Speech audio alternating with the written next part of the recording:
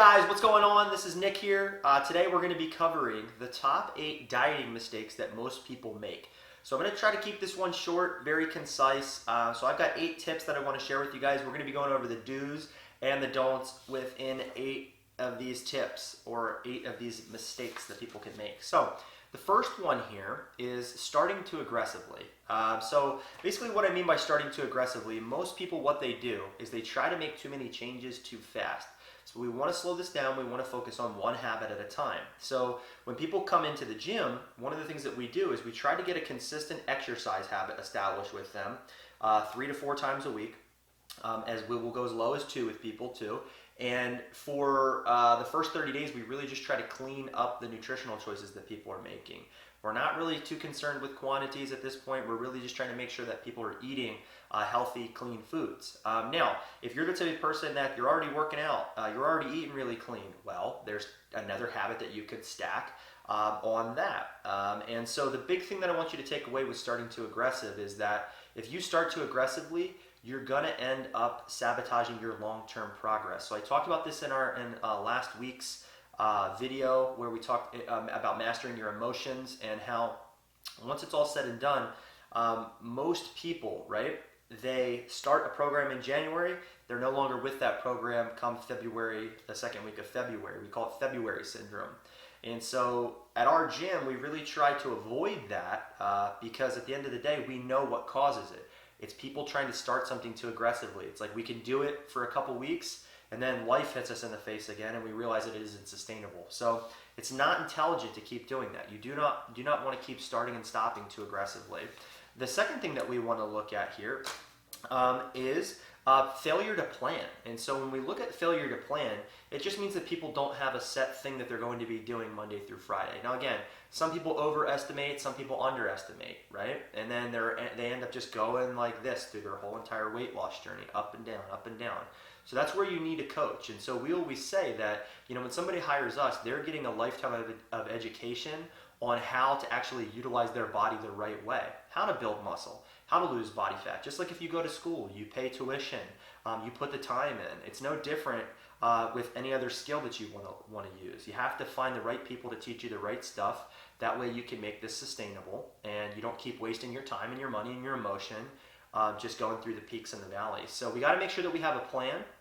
And if you're unsure of what to do or if you've tried a lot of things and they just haven't worked, you got to reach out to us because we can help. The third thing that I want to talk about here is expecting linear results. And so a lot of times we just think that progress is going to shoot right up and that's going to be the end of it. Everything's going to take care of itself. And unfortunately, I wish that was the case. It just isn't how it works. And so when we talk about expecting linear results, you have to realize that throughout the course of a week, right, some things could you could gain a little bit of weight, right? But if over the course of 3 months, you're down a good amount of body fat, who cares about that 1 week? So you have to artfully know when something could be a potential problem and when something isn't anything to worry about. Perfect example. I went from 256 to 235 in the last 4 months. So the big thing that I want you to take away is there were times I would wake up and I'd be 238, 231. I average out at about 235. Now you're like, well, what is that? It's water. It could be water. It could be the fact that maybe there's a stool up there that didn't get passed. I mean, there's so many things. It could be your salt intake. That's why you don't want to get too emotional with what you're seeing on a day-to-day basis. Now, if on a 2-week, 4-week, those sorts of 2-week intervals, like we like to look in with our clients, if they're becoming problems, now that's when we can make some tweaks, okay? But you got to understand what to look for. The fourth one is focusing too much on the scale. Again, scale is the worst indicator because the reality is if you're new to strength training, your muscle is going to increase, okay? And your body fat could be decreasing, but your weight could stay average. The weight doesn't matter. It's how you're holding it. We want your lean body mass to either stay the same or increase. And we want your body fat to decrease. We don't want you to lose weight from muscle tissue, and that is not healthy. Every disease out there, people toward the end stage of it, they lose their muscle tissue. That's what happens. So we don't want to perpetuate that with your training and your nutrition. So the fifth thing is that you're overly restricted. And so when we talk about an overly restricted diet, it means it doesn't fit your particular lifestyle. If you're somebody that likes to go out to dinner, you got to have a plan that kind of encompasses that. If you're somebody that likes to go out and have an ice cream cone or a or a burger with your spouse once a week for date night, right? You have to figure out a way to encompass those things in, okay? Doesn't mean you have to abandon them completely. You just got to make sure that you're intelligent with what it is that you're doing. And so when we talk about overly restrictive, we don't mean so much so calorie right there. What we're really talking about is the things that you enjoy doing. And again, you're going to have to give some things up. But like we got to be smart with what we're giving up. We have people all the time. Like when I went from 256 to 235, I would eat. There was like a 3-week stretch where I was craving Klondike bars. I would eat a Klondike bar every single day. I would just make sure that I accounted for it in other areas. So hopefully that clears that up. The next one is number 6 is exercising too much. Okay, so we have a saying in the gym, you're either a stallion or you're a teacup. A stallion is your racehorse, right? This person, you could put all the stress on them in the world, and for some reason, it doesn't even affect them. These are the people that can go out, eat like crap, go out all night, wake up and come in and crush it and outperform everybody training, okay? Stallions are very rare. They're like a unicorn, actually. So the biggest thing that we want to realize is that on the other side of that, we have teacups. These are people where if they miss sleep, they do anything incorrectly, things shut down, their stress increases, metabolism breaks, all those sorts of things. And so you're either a stallion or you're a teacup or you're somewhere in between. I personally am somewhere in between. So I have to watch my exercise, okay?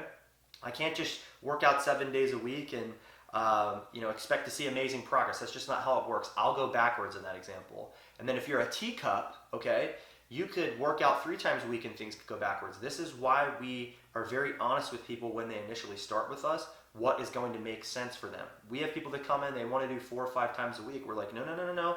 Let's start off with 2. Let's see how your body responds because we can always add more later. And this is the big takeaway I want you guys to take away from this particular session. Exercise is like a drug. Too much of it, okay, is going to be a problem. You're going to overdose, okay? Not good. Too little of it, we're not going to get the adaptation that we want. So it's all about finding that minimal effective dose for you as a person, okay? And everybody's different. I mean, we have people that come in 4 or 5 times a week. They weren't doing that in the beginning. We have people that come in twice. It's just dependent on what makes the most sense for your body. And I would even challenge this. If you can eat more and work out less and still make progress, what are you doing? You should be trying to go do something else in another area of your life, okay? Because it's all about finding that minimal effective dose. Next thing we want to look at is relying on supplements. So when we talk about supplements, okay, there's so many pills, potion, creams, wraps, all this sort of crazy stuff that people use. The truth is that it's all BS, all right? Because if it's not backed with a healthy exercise program or a healthy, sustainable nutritional plan, they might work a little bit in the beginning, but they're going to bomb later on, okay? So what do some of those things look like? We have fat burners as pills. We have thermogenics. We have caffeine. A lot of people use caffeine as an appetite suppressant, all right? All these things, they tax your endocrine system, all right? So if you're dieting, that's a stressor on the body. Your body doesn't think that that's a good thing. It's like, oh, it's a stressor. I'm going to adapt. And it adapts by losing weight. So you're working out. That's a stressor on the body. You have kids. That's a stressor on the body. You're taking a bunch of supplements. Stressor on the body. So people's immune systems can shut down in these particular examples. I'm not a big fan of these. I'm okay with a black cup of coffee, for people, as long as they don't have any anxiety issues or anything going on there. But the big thing I want you to be able to take away with that is if you're using that as a band-aid because you're not eating well and you're not eating whole meals, even protein supplements, right? They're a great supplement, meaning a supplement to a meal if you can't get them. Protein bar, again, great supplement to a meal if you can't get to it. It shouldn't be your only strategy. You got to make sure that you're getting real high-quality foods in because ultimately people's digestive systems gets wrecked with those sorts of things. Number 8 is no exit strategy. This is the most important one that I want to talk about because the reason people yo-yo is that they constantly stay either in this state of diet and restriction for a very long period of time and they could keep doing that exact same thing and their body actually starts creating an adaptation where it starts gaining body fat and weight. Well, why does that happen? Because it goes back to stress. Dieting and working out, being in a caloric deficit is a stressor. So if you know that you're going to go into that diet or into that stressor, all right, you got to be prepared for everything that's going to happen physiologically there. But 2, you have to set an end target. You don't want to be in that stressor for too long. So for me, right, there's windows of dieting, right? And so then there's windows of a diet break. So if you were to look at it like a mountainous ravine, right, that just goes up and down, these high points are diet breaks, okay? So these low points are diet windows. And so when we talk about this concept of diet breaks versus diet windows with a lot of our clients, they're initially like, that makes a lot of sense. So the concept's really simple. There should be times where you are dieting. There should be times that you're not dieting. You don't just go in and out of those windows. You strategically go out in and out of those windows very, very slow. So this is a perfect example. Let's say you come in, you're 200 pounds, you're 35% body fat. We put you on a diet where you're eating 1,500 calories. And again, this is all arbitrary, right? You're eating 1,500 calories. You go from 200 pounds, 35% body fat, to 170 pounds, 25% body fat. Major win. You're going to start plateauing. Let's just say that you plateau there. Well, that's a great time to institute a diet break where we gradually increase your calories, get your metabolism to reset, keep your weight where it is at that 25% body fat, and then gradually work it back down again, because we've given ourselves the opportunity to create that diet window. Now, what's so cool about this is once you hit your goal, once you hit your target, then it's all a matter of reworking and rebuilding your metabolism, seeing how high you can get that. That way you have a big, big bank account to spend from when it comes to eat. So, you know, if you're around a carbohydrate, you don't gain weight from it. So a lot of the reasons people have trouble with their weight, keeping it where they want to be, is because of the strategies that they use. Don't make these 8 mistakes. If you need help, I want you to come see us. We're a great resource to be able to help you with that. Hope you guys have a phenomenal day. If you have any questions, just post them in the comment section below.